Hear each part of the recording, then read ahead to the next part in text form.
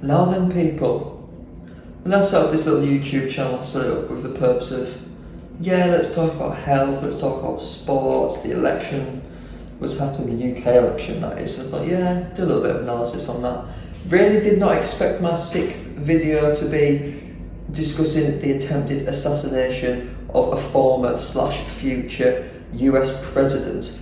What is going on in the world? Now let me just preface everything and say that I'm not coming at this as some form of political orator.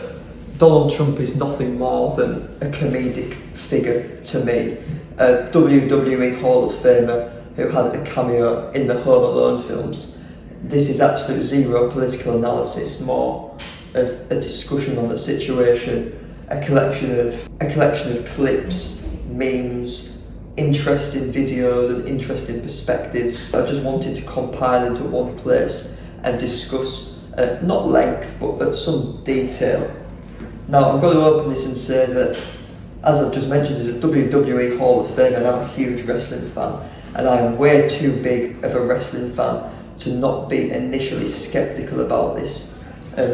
I initially thought this was some form of hoax, but as we've got more into it, it seems that this was a real assassination attempt because, spoiler alert, you don't, if it's a hoax, you don't blow the dude's head off.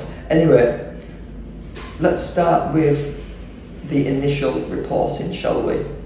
We'll go with CNN first. CNN genuinely reported, and they genuinely said and questioned whether it was fireworks that was the noises. Now I'll add that clip in. I believe from Secret Service, again, I was under the riser hiding after we had heard those, whatever that sound was, whether it was fireworks or whatnot. I don't want to try to speculate on what that noise was. It does not appear, from what I can tell, that anyone was injured. It blew my mind, and then it followed up with CNN reporting it was a fall. Now this is where my skepticism sort of fell away, because if mainstream media are reporting that, yeah, this is a hoax, it's probably not a hoax to my mind. All of this situation was so strange. I'll add this in this little clip in here of just the aftermath of the shots being fired, and try and listen to the words from his security detail.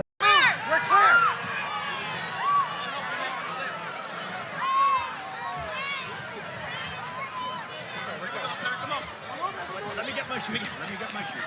I got you, sir. I got you, sir. Let me get my shoes, sir. Hold that in your head. It's bloody. So we gotta move to the bus. Let me get my shoes. Okay, my shoes down, my shoes. Watch out. Wait.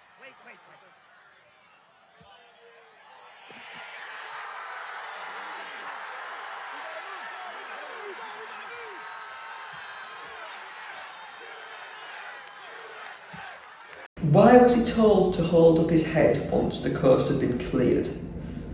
That doesn't sit right with me, because just because a shooter is down, how do they know there aren't other shooters? Why was he told to hold up his head? And why did he want to grab his shoes? Why was that a priority? Very strange.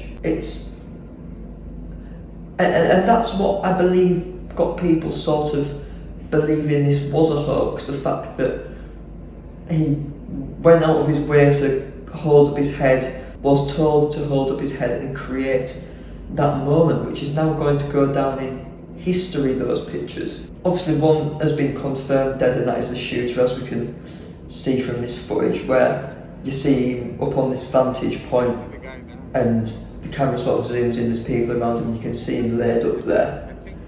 How did he manage to get up there with, and I was about to say with nobody noticing, but I'm going to add in this clip of an eyewitness report where the individual claims that he was informing law enforcement, informing the Secret Service of this guy and his intentions. It's a bit of a long clip, but I'll just add that in here now. It's from the BBC, by the way. Building beside us, 50 feet away from us.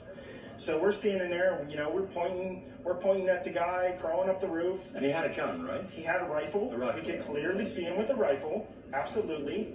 We're pointing at him. The police are down there running around on the ground. We're like, hey man, there's a guy on the roof with a rifle. And the police were like, huh, what? Like they didn't know what was going on. We're like, hey, right here on the roof, we can see him from right here. We see him. He's crawling. And next thing you know, I'm thinking to myself, I'm like, why is Trump still speaking? Why have they not pulled him off the stage? I'm standing there pointing at him for, 2 or 3 minutes. Secret Service is looking at us from the top of the barn. I'm pointing at that roof, just standing there like this. And next thing you know, 5 shots rang out. So you're certain that the shots came from that guy on the roof? 100%. 100%. And he was up there for a couple of minutes. He was up there. You saw him up there for a couple of minutes. Absolutely. At least 3 to 4 minutes. And you were telling Yep. the police and the Secret Service? We were telling the police. We were pointing at them for the Secret Service, who were looking at us from the top of the barn. They were looking at us the whole time when we were standing by that tree. Could they see Binoculars. Could they see him? Probably not, because the roof, the way the slope went, he was behind where they could see. But why is there not Secret Service on all of these roofs here? I mean... And now, of course, that gentleman is clearly a picture of trustworthy. Who wouldn't trust a guy wearing that attire on his head? But presuming that is an accurate report and they were indeed informed and told that this individual was climbing up onto this vantage point, why was that allowed to happen? It rings of this particular meme in The Simpsons, which I'll add in here. So as we can clearly see from this clip, there is weaponry and security detail pointing at the individual, and shots seemed to be allowed to have been fired before the individual was then taken down and apprehended, and then subsequently eliminated, as we can see here. I think they hit him. But there is so much about this situation that just doesn't sit right with my brain. Why was, once the shots were fired and once Trump was down, were all of the individuals behind him and around him not seemingly terrified and scared? I'll show the clip again here. If we just look at the bottom left of this clip, this woman in the pink situation with the little old person flippy case, why is she just there sort of filming it like it's some form of social concert event? She's just there filming like, why? Is this just sort of the way America have been conditioned, that this is just normal and they can just sit there? That doesn't make sense to me. CNN reported that crowds were angry at the media, and I'll add that clip in here where she says, CNN says that they're angry at the media. Some people are screaming. People are very angry with what just happened. They're angry at the media. They're screaming at the media behind. All phones were said to be jammed at the scene, which does make sense. Some of the pictures that have come out of this are absolutely insane. I'm going to add in this picture here of Trump on the ground. This was taken by Anne Moneymaker, and let me tell you, after this she is going to be a serious moneymaker. That picture is just so interesting to me, because at that point surely he was thinking, I've been shot here, but he still had the wherewithal to only be down for a couple of seconds and then check his ear and then stand up and do the picture, which is going to go into history books and into the world's psyche for definitely the next year, but probably the next 20. And that picture was taken by Doug Mills of the New York Times. I think it's very important to sort of credit these photographers. But also, I understand the media, and I understand photography, and I understand the idea of journalism, getting a good shot, but one would have thought out of all the shots that mattered, one taken on the DSLR is not the priority. Now we now know that the shooter has been named as Thomas Matthew Crooks from Pennsylvania, and we'll add his picture in here. I was guessing a Kyle or a Kirk or something like that. One thing we definitely know is the dude has a Reddit account. Look at him, Jesus crispy. Now, the weaponry that was reportedly used is an AR-15, which is obviously, and I'm no gun expert people, but which has obviously been used in multiple mass shootings in America and has become synonymous with mass shootings in America, has become synonymous with that culture and has moved to get that particular weaponry banned because it is such a high velocity rifle. Now, I don't understand how one can use a high velocity rifle, hit an ear, but then seemingly hit no other part of the intended target. This eyewitness report that I'll add in now claims that another person did pass away or was indeed hit, and I'll let him discuss his story of helping the individual. I heard the shots. I thought it was firecrackers to begin with. Somebody over there was screaming, he's been shot, he's been shot. So I made my way over. I said, I'm an emergency department physician, let me help you. The guy had spun around, was jammed between the benches. He had a headshot here, there was lots of blood, and he had brain matter there. And so I got him. There's a helicopter coming in to get him. But on the clip we can hear around 5 or 6 shots, and then we've only got one, other than the shooter, we've only got one confirmed hit. What happened there? We'll add in another picture from Doug Mills, and I think this picture is insane. It needs some form of investigation, some form of fact checking, because in order to get this picture here, where we can apparently see the bullet moving through the air, I don't understand how that is possible. I don't understand how that can hit an ear but not permeate any other part of any other individual around or close to the vicinity. It does not make sense to my mind. It really doesn't. Now there's a couple of questions, there's many questions coming out of this, there's many questions coming out of this. Was this a real assassination attempt? I genuinely believe it was, because a false flag would not end in the death and very graphic, gruesome death of. But why was this allowed to happen? Because like I say, eyewitness reports and the footage from the security detail pointing their weaponry at the individual shows that it was allowed to climb to this vantage point and reach a place where he could get a clear shot at the future president of the United States, which unfortunately it looks like he's going to be after this. And I just don't understand how that can be allowed to happen. Now clearly this is going to be brilliant for PR and will be used by him. I took a shot for my country, etc, etc, etc. But was this allowed to happen so an attempt could be made on the life of Donald Trump to be successful? Or was this, I am fully dismissing the whole, this was allowed to happen and it's gone down and done a WWE style blade job, or professional wrestling style blade job, because you see blade jobs more in AEW more than you do WWE, but that's a story for another day. So I do genuinely believe this to be an assassination attempt. This has been allowed to occur from my perspective, but I can't put my finger on why that is. And I'm certainly not qualified or educated enough to make that call. There's many questions coming out of this, ladies and gentlemen. What does this mean for the presidential race? I think it means it's a fairly open and shut case.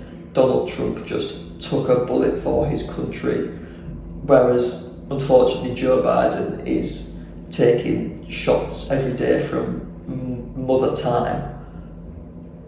Does this lead to any form of gun reform in the United States?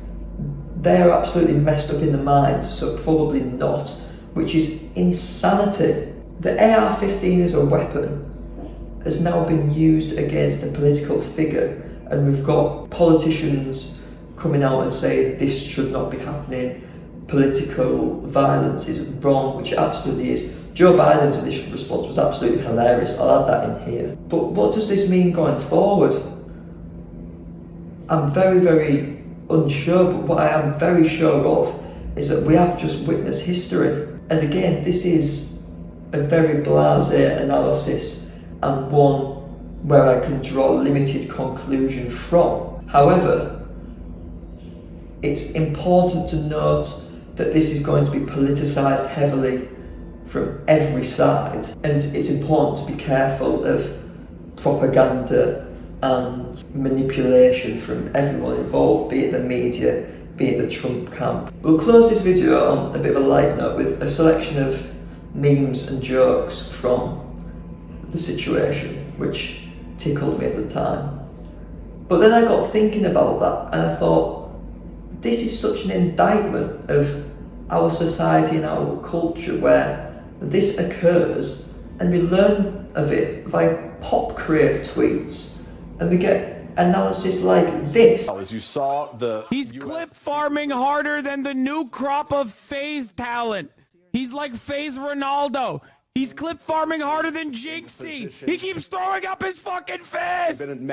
Now, this individual claims to be a genuine political commentator and activist, but that's not real analysis. That's just nonsense. So we are living in some very, very strange times. And I'm sorry that this was more of a ramble and discussion of the situation as sort of a whole, but drawing a little conclusion. But I think it's dangerous to draw conclusions from stuff like this, because I think there's truth on both sides, and it's insane. It's absolutely insane that this has been allowed to occur. And I think that's the only truth, that somewhere, somehow, this has been allowed to occur. What the motivation is behind that, we do not know. But what I do know is that it's insane that he was allowed and informed and told to put his head up. It's insane, obscure and crazy that the shooter was allowed to get to that vantage point despite eyewitness reports saying that they were informing the Secret Service and seemingly guns were pointed at this individual for multiple seconds before shots were genuinely fired. I don't understand how a high velocity rifle misses the target like that. I don't understand how a bullet hits the ear and doesn't blow up a head or eliminate anything else around him. All of this is so obscure, and we all need to be careful of the information we take in and the conclusions we draw, because none of us truly know. And people have been messaging me saying, oh, what do you think? I think it was fake, blah, blah, blah. I don't know. And I'm sorry that that's the conclusion, but hopefully this has got you thinking a little bit. And what do you think? I'm genuinely interested to know what other people think. Please comment, please message me and discuss this with me, because this is history in the making. And like I say, I need a bit of a distraction in here, and this was a perfect one. Mental personal anecdote. I was watching Liam Gallagher's set from Transmit Festival, and I promise you right now, he went into Live Forever as I was reading that Trump was shot in the head and survived. Mental. Thank you for watching this analysis discussion surrounding an attempted assassination of a former president of the United States. Much like the president, I am going to keep living and keep fighting. But wow, what a strange day. I'll probably be back later for a review of the England versus Spain Euros final, so I'll see you there. But yeah, what a strange occurrence. Peace out, mother lovers, and stay safe out there.